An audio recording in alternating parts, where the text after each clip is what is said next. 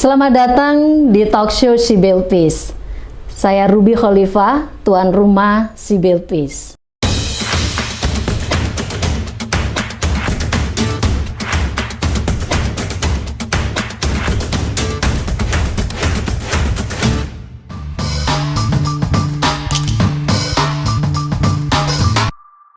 Orang sering memahami perdamaian itu tidak adanya perang.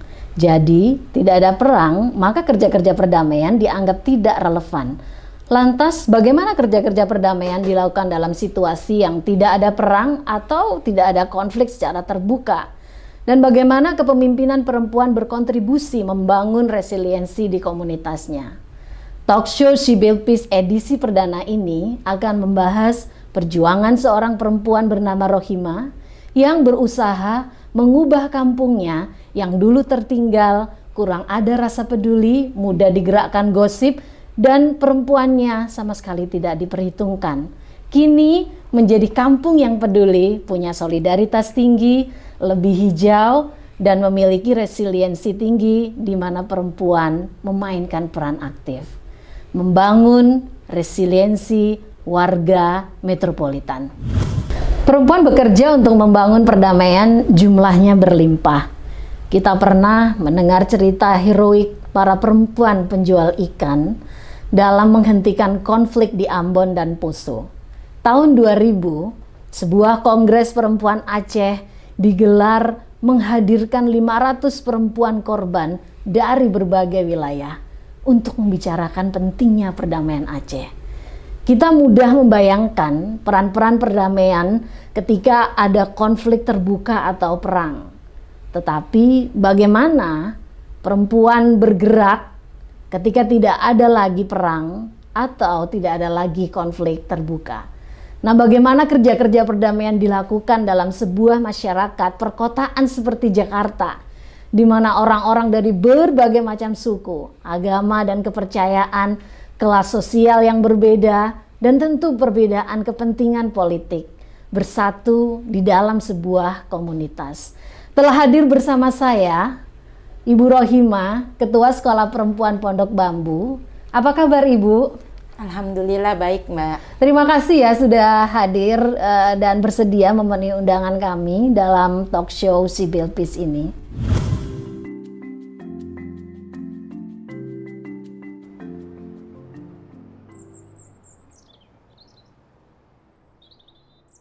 Kabar kehamilan tidak diinginkan atau KTD seorang gadis berumur 15 tahun di Kampung Sawah menggegerkan banyak pihak.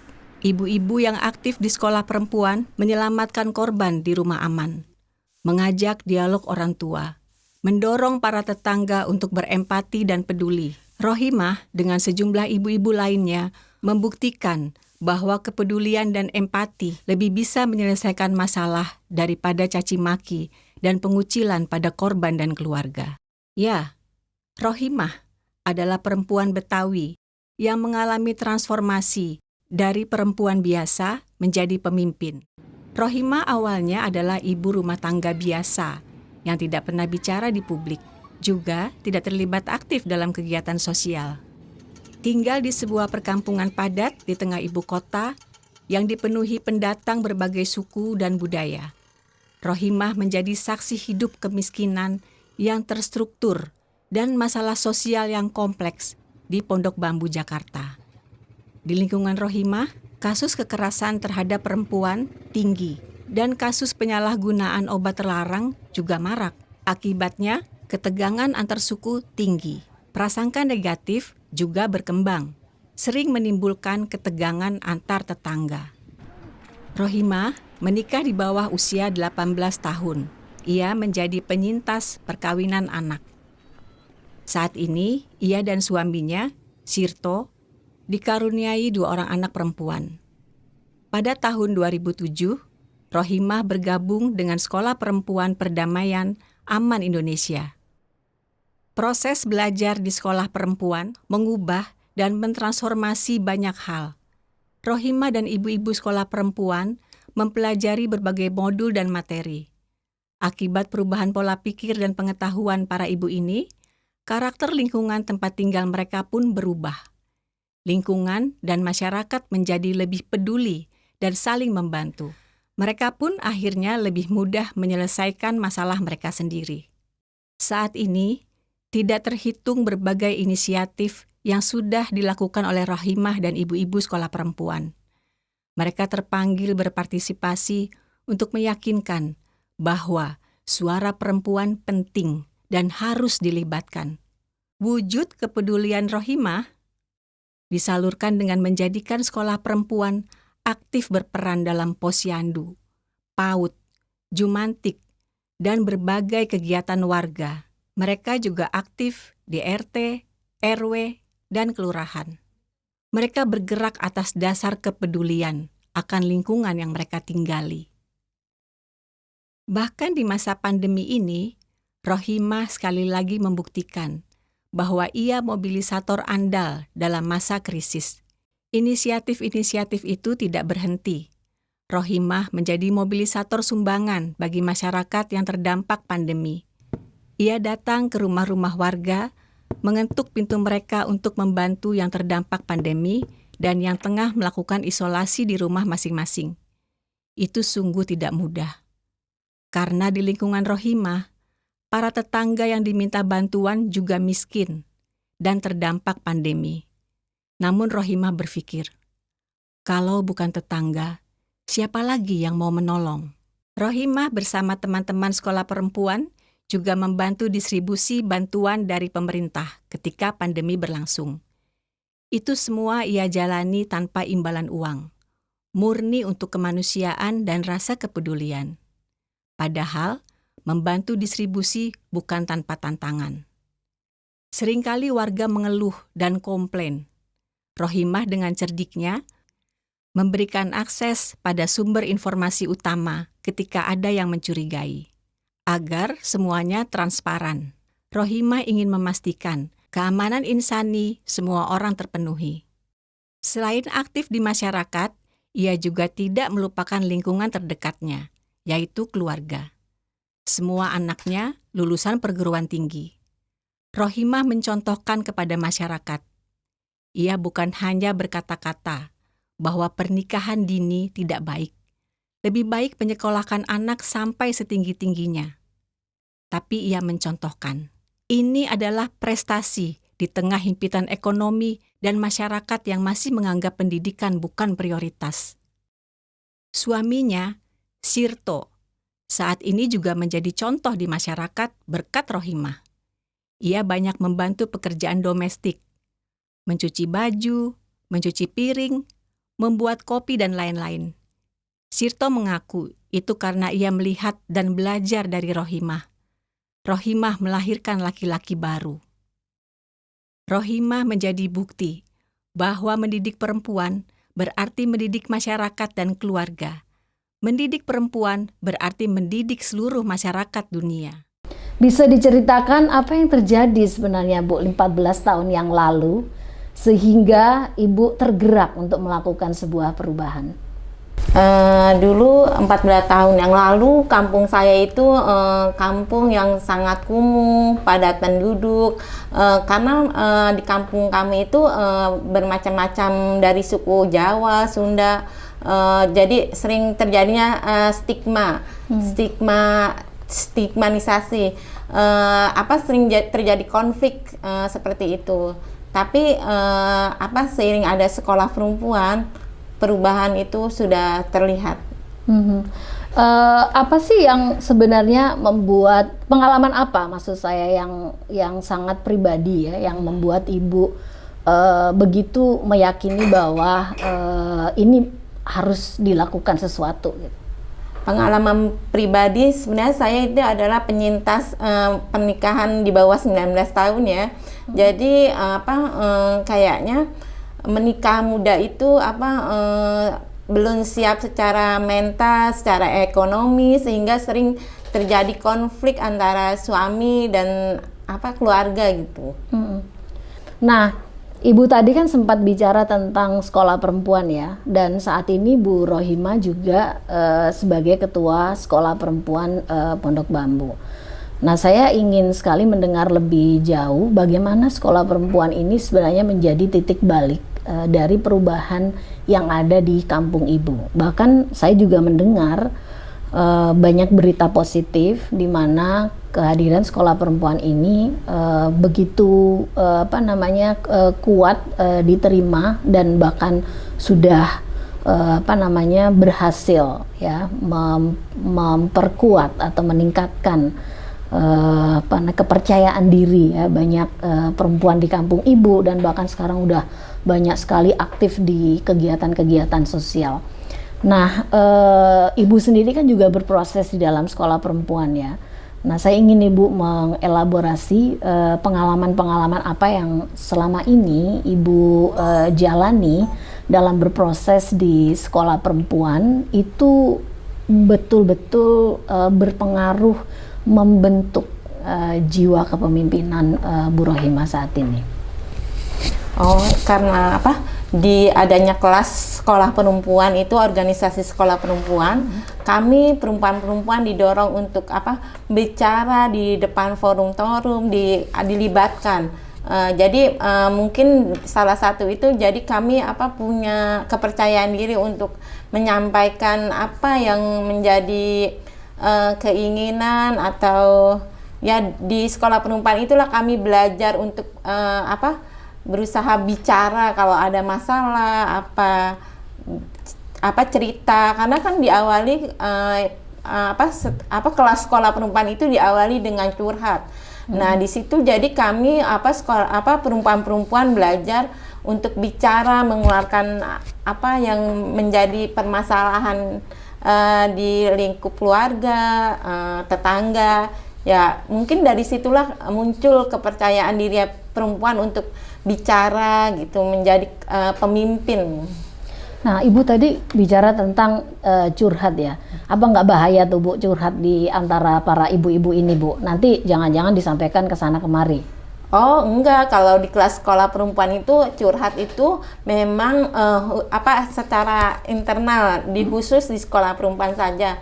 Jadi yang kita sebisa mungkin merahasiakan itu pokoknya antara anggota saja. Dan di situ curhat itu bukan untuk disebarluaskan, tapi untuk dicari solusinya bersama-sama, jalan keluarnya. Jadi kalau kita itu insya Allah bisa membantu gitu. Kalau dari penjelasan Ibu, tampaknya proses di dalam sekolah perempuan sendiri itu memberikan banyak peluang ya buat perempuan-perempuan untuk berlatih, entah itu berbicara, menyampaikan pendapat gitu. Saya ingin Ibu merefleksikan lagi kalau terkait dengan nilai Ibu, apa yang begitu kuat menurut Ibu berpengaruh di dalam kehidupan Ibu saat ini? Oh, sekarang dengan adanya organisasi sekolah perempuan kita jadi lebih rukun, karena kan sering ada kelas ketemuan. Nah, jadi tahu. Jadi misalnya yang mereka tadinya saling stigma, oh udah tahu ternyata orang Jawa juga baik, orang Sunda juga baik, karena kita berkumpul. Karena kalau tak kenal maka tak sayang kan. Nah, dengan pertemuan itu jadi ya timbullah rasa empati ketika ada tetangga kita yang sedang kesusahan, yang tadinya pada cuek gitu. Nah, sekarang ini enggak, sudah mulai timbul solidaritasnya. Ya? Jadi kalau di dalam proses belajar itu di bagian mana Bu kira-kira nilai-nilai itu diajarkan gitu di sekolah perempuan? Tadi yang Ibu sampaikan ada membangun solidaritas, memahami tentang perbedaan dan sebagainya. Kita itu kan ada pembelajaran materi kesetaraan gender Bu. Jadi sekarang ibu-ibu anggota sekolah perempuan itu dalam mendidik anak sudah tidak membedakan lagi antara anak laki-laki dan anak perempuan. Jadi mereka misalnya anak laki-laki mendapat pendidikan yang tinggi, sekarang anak perempuan mereka juga harus mendapat pendidikan yang tinggi itu. Seperti itu. Itu menarik sekali. Kalau dilihat dari keluarganya Bu Rohimah sendiri, seberapa jauh sih sebenarnya perubahan itu terjadi? Mungkin Ibu bisa kasih contoh kelas-kelas yang mengajarkan tentang kesetaraan gender dan nilai-nilai di pembangunan perdamaian ini, bagaimana mengubah relasi Ibu dengan anak-anak Ibu? Jadi sekarang ini hampir semua keluarga anggota sekolah perempuan itu bisa bernegosiasi, contohnya dalam hal pekerjaan rumah tangga. Biasanya kan cuci piring hanya istri. Nah, sekarang suami-suami mereka juga sudah bisa membantu pekerjaan rumah tangga, yang ngepel, cuci piring, nyuci, itu udah hal yang biasa karena kita sudah saling belajar bernegosiasi, membicarakan apa yang menjadi kebutuhan keluarga bersama, ya itu harus dikerjakan bersama, seperti itu. Kabarnya anak ibu jadi kayak lebih percaya diri ya setelah Bu Rohimah menjalani proses di sekolah perempuan ya. Bisa diceritakan nggak Bu, itu mengapa ini bisa terjadi, yang kayak apa sih bentuk percaya diri, ekspresinya kayak apa? Anak-anak hampir semua anggota sekolah perempuan ya, anak-anaknya bangga karena ibu-ibunya sekarang yang tadinya biasanya di dapur, di sumur, tapi lebih eksis, apalagi dilibatkan dalam kepemerintahan seperti jadi kader Jumantik, PKK, yang tadinya kan ibu-ibu di situ kan hanya buruh cuci, nggak dianggap lah. Tapi sekarang kan menjadi kader Jumantik, kader Dasawisma, pokoknya ya inilah lebih meningkat. Jadi anak-anak senang dan bisa percaya diri, bangga sama ibu-ibu mereka.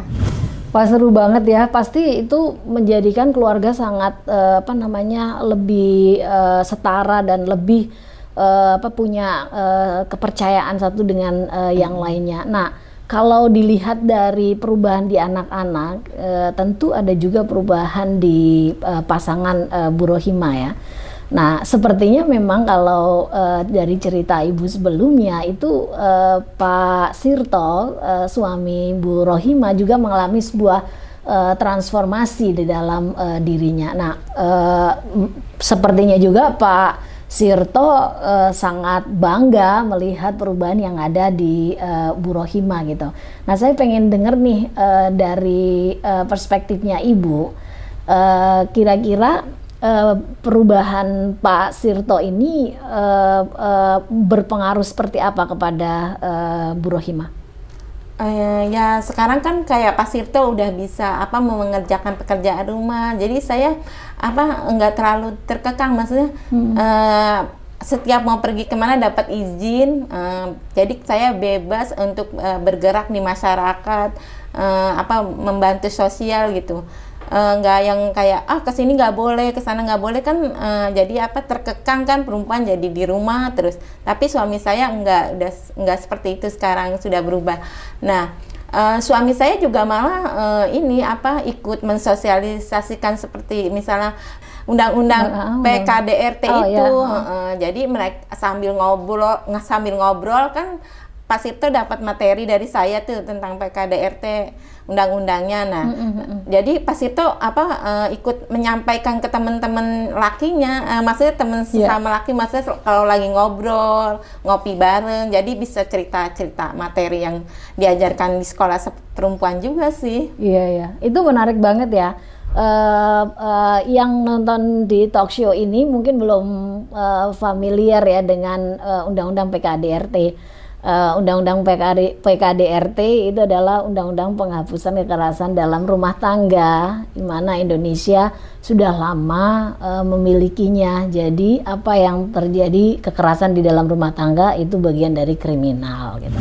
Baik, saya akan lanjutkan. Ibu, ini kan udah cukup lama ya Bu Rohimah bergelut dengan sekolah perempuan, dan saya rasa kepemimpinan Bu Rohimah cukup diakui oleh lingkungan Ibu. Nah, tentu dibandingkan dengan sebelumnya jauh berbeda gitu ya. Bu Rohimah yang dulu 14 tahun yang lalu dengan Bu Rohimah yang sekarang udah berbeda sekali gitu ya. Sekarang udah menjadi salah satu tokoh perempuan di komunitas Ibu yang sangat dipercaya oleh masyarakat, bahkan pihak kelurahan juga sangat menaruh kepercayaan kuat kepada Ibu. Bahkan seringkali sedikit-sedikit telepon Bu Rohimah gitu, karena memang pengen berkonsultasi terkait dengan pemberdayaan perempuan di kampung Ibu. Nah, dalam konteks kita menghadapi pandemi yang sangat besar ini Bu, nggak hanya di Indonesia tapi juga di global, tentu saja apa yang dilakukan Ibu sangat penting untuk dibagi di luar sana gitu ya, bahwa Ibu dan anggota sekolah perempuan itu aktif dilibatkan di dalam upaya penanganan pandemi di tingkat RW ya, mungkin sampai kelurahan juga gitu ya. Nah, boleh diceritakan nggak Bu, sebenarnya tugas-tugas Ibu dan perempuan-perempuan lain yang terlibat di dalam Satgas COVID-19 itu apa ya Bu? Agar masyarakat tahu lah bahwa ada Satgas ini loh, nggak hanya di tingkat nasional tapi juga di tingkat yang paling kecil gitu ya, RT dan RW. Silakan Bu. Jadi kami anggota sekolah perempuan dilibatkan menjadi tim Satgas COVID-19 itu kerja kami yaitu mendata warga yang benar-benar yang sudah dapat bansos atau belum. Jadi kita misalnya mereka belum dapat, jadi kita mengusulkan ini nama ini loh yang belum dapat, padahal kan layak dapat gitu. Contohnya kayak biasanya kan kakak yang ini dulu Jakarta, nah yang daerah belum. Nah jadi kita memasukkan data-data itu karena kan kita yang ngelihat langsung ini yang warga ini yang butuh, jadi kita bekerja mendata. Nah setelah mendata kan misalnya ada yang terpapar COVID-19, jadi kita datang ke rumahnya untuk memberi semprotan diinspektan itu, bekerja itu juga, terus mendata kalau ada yang isoman, kita juga membantu dalam memberi bantuan sosial, seperti misalnya kayak gini kan, misalnya makan atau sembako sudah dapat dari pemerintah Mbak, tapi kita juga ini punya gerakan seikhlasnya. Jadi uang seikhlasnya itu kita kumpulkan 1.000 sampai 2.000, 5.000, pokoknya seikhlasnya warga, karena kan warga di kampung kami juga rata-rata tingkat ekonominya sama rendah gitu, jadi ya 2.000 itu udah sangat ya, alhamdulillah masih bisa menyisihkan uangnya untuk sosial. Nah jadi uang yang misalnya uang udah terkumpul itu, jadi kita nggak kasih uangnya orang yang sedang isoman, tapi kita kumpulkan, terus kita kita tanya sama yang isoman itu, butuh apa kamu, kan karena biasanya kalau dari pemerintah kan makanan sudah siap saji. Nah kalau kita, aduh aku susu anakku habis, nanti kami yang membelikan susu anaknya. Nah terus dari uang yang tadi uang seikhlasnya itu. Nah terus misalnya aku lagi datang bulan, pembalut aku habis, nanti kita yang membelikan. Nah kita ngasih ke rumahnya itu, nih Mbak udah dibelikan ininya ya, kebutuhannya gitu. Seperti itu. Jadi bantuan kami kayak butuh obat nyamuk gitu, misalnya ada banyak nyamuk kan, misalnya di daerah kami kan memang banyak nyamuk tuh Mbak. Nah yang kebutuhan yang memang dari pemerintah nggak ada, jadi ya dari yang urunan dari kami itu seperti beli buah, vitamin, karena kan dari pemerintah pokoknya kebanyakan ya beras, sembako itu aja, makanya kita yang kecil-kecil itu yang kita bantu. Jadi semangat, meskipun kami rata-rata ekonominya rendah, tapi kami semangat membantu, karena kalau nggak kita, tetangga siapa lagi yang akan kita yang membantu tetangga kita gitu. Wah ini powerful banget nih ya, ibu-ibu yang ada di luar sana dan juga rakyat Indonesia. Kalau bukan tetangga, siapa lagi nih yang mau membantu orang yang kesusahan gitu ya. Nah, saya ingin mendalami nih bagian cerita Ibu yang menurut saya sangat menginspirasi gitu ya, terkait dengan bagaimana mengumpulkan donasi ya di warga-warga ya. Dan tadi Ibu juga bilang bahwa donasinya jangan kepikir yang 100.000 atau berapa ya, ini mulai dari 1.000 sampai 5.000 gitu ya, dan itu hampir semua warga dimintai gitu ya Bu ya. Nah ini kan karena COVID ini kan panjang banget nih Bu, ya kan, ada yang sembuh, ada yang sakit lagi gitu ya, termasuk juga tentu saja ada yang banyak yang meninggal, banyak juga yang nggak percaya terkait dengan COVID. Nah, terkait dengan bagaimana menggalang donasi yang Ibu tadi ceritakan, kira-kira bagaimana keterampilan dan pengetahuan terkait dengan perdamaian itu Ibu pakai untuk meyakinkan warga agar tetap menjaga solidaritas mereka? Ya itu kita bilang, maksudnya apa? Kita bangun empati dengan cerita-cerita.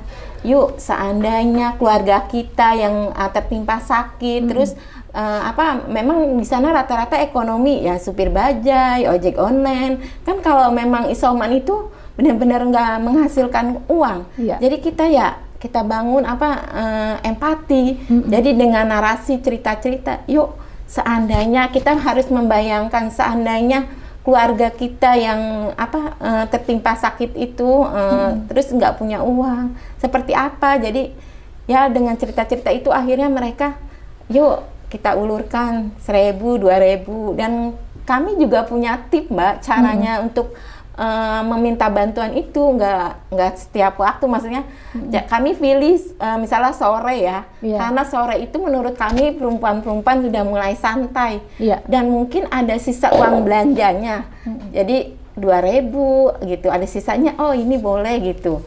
Kami nggak pernah minta bantuan pagi itu karena kami tahu mereka aja misalnya punya uangnya segini, ini buat beli belanja sayur, ini jajan anaknya. Mereka masih mikir ya udah gitu lagi sibuk, makanya kami nggak pernah, maksudnya jam 9 gitu pasti kami meminta bantuan itu tipnya jam 4 sore lah, biar kayaknya ibu-ibu udah rileks, udah santai. Udah jadi santai, uang belanja juga udah ada sisanya gitu ya, 2.000 atau berapa, jadi bisa buat sumbangan. Gitu ya. Wah, ini perlu nih, penting banget tipsnya dari Bu Rohimah nih agar orang mau ngasih sumbangan ya, baiknya sore hari, jangan pagi-pagi, karena kalau pagi orang pasti masih sibuk ya. Dan yang kedua masih mikir ini kira-kira uang cukup nggak buat belanja hari ini gitu. Tapi kalau sore udah pasti itu ada sisa belanja dan itu bisa disumbangkan gitu ya. Nah, ini kan karena cukup intensif kan Bu ya, maksudnya ada banyak yang sakit. Nah, ini orang nggak bosan dimintain sumbangan Bu, kira-kira Bu? Kalau ada nggak yang ngomel-ngomel atau ada nggak yang merasa bahwa sumbangan lagi gitu? Ya namanya orang pasti jelas ada ya Mbak yang marah, maksudnya yang dumel-dumel gitu. Tapi kami dengan mensiasati dengan gini, ya Allah Bu, sumbangan 2.000 itu semoga Ibu dipanjangin umur, dijauhkan dari penyakit, terhindar dari COVID-19 seperti itu. Ya intinya kami jadi berdoanya sebanyak-banyaknya agar ya mereka tetap semangat meskipun harus diminta lagi gitu. Gitu ya. Bu, bisa nggak bagi istilahnya rahasianya biar kalau minta sumbangan itu cepat begitu ya. Kira-kira narasinya apa nih Bu yang pas agar bisa mempengaruhi tetangga kanan kiri dan juga tentu saja warga yang ada di kampung Ibu gitu ya. Meskipun mereka juga dalam kesulitan ekonomi gitu. Ya itu pokoknya narasinya seperti itu. Pokoknya kita suruh bayangkan seandainya kejadian itu terjadi pada mereka, dan ya narasi berdoa, maksudnya kita berdoa menghindarkan keluarga itu yang nyumbang tidak tertimpa musibah seperti tetangga kita yang sedang mendapat musibah itu. Iya. Kayaknya itu manjur banget ya Bu ya. Kayaknya yang manjur tadi itu doanya itu Bu. Nah, kita akan masuk kepada segmen selanjutnya. Melihat di perjalanan Ibu yang tidak mudah ya, dari orang yang dulu disingkirkan, maksudnya tidak dilihat lah oleh masyarakat gitu ya. Bahkan untuk jadi anggota PKK aja kayaknya ngimpi dulu ya Bu ya. Nah, sekarang Ibu jadi terbiasa dengan kerja-kerja yang ada di di masyarakat, membantu posyandu, jumantik, memastikan bahwa masyarakat mendapatkan bansos, ngurusin BPJS warga, ngurusin juga beasiswa anak-anak yang tidak mampu gitu ya, kan itu banyak banget ya. Nah, liku-likunya juga banyak banget saya ngelihat dari cerita Ibu. Nah, tapi juga ada cerita sukses yang juga menarik untuk dibagi gitu. Nah, kalau boleh nih Ibu kasih pembelajaran apa yang sebenarnya Ibu dapatkan dari sebuah proses panjang yang tadi Ibu sampaikan. Jadi pembelajaran yang selama ini saya dapat, jadi kita belajar benar-benar merubah cara mendidik anak itu. Jadi kita benar-benar merubah mendidik anak laki-laki dan perempuan itu nggak ada bedanya. Belajar lebih terbuka, setiap ada masalah diselesaikan dengan bermusyawarah, seperti itu, Mbak. Nah, ada lagi Bu yang misalnya terkait dengan bagaimana menghadapi warga yang bandel misalnya, mungkin ada tips lain Ibu bisa sampaikan agar pemimpin-pemimpin perempuan di komunitas lain yang mereka baru memulai bagaimana aktif di masyarakat bisa dapat nih pembelajarannya dari Bu Rohimah. Yang paling utama yaitu menjaga kerukunan dan saling percaya, yaitu dengan keterbukaan. Jadi harus